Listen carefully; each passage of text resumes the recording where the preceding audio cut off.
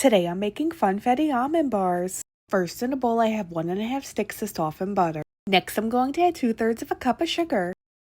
Next I'm going to add 1/3 of a cup of powdered sugar. Then add 1 tablespoon of almond extract. Next add a tablespoon of vanilla extract.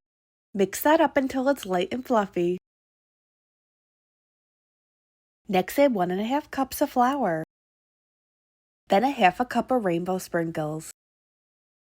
Mix that up until the dough forms.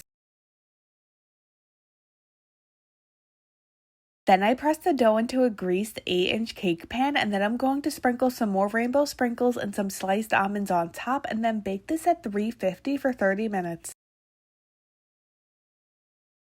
While the bars are baking, I'm going to make the icing for the topping. So in a bowl I have 1 cup of powdered sugar, and then I'm going to add a total of 3 tablespoons of heavy cream, and mixing in between each time I add a tablespoon of cream.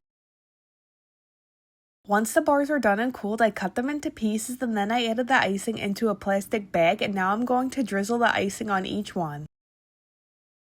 Here's an up close look at the Funfetti almond bars.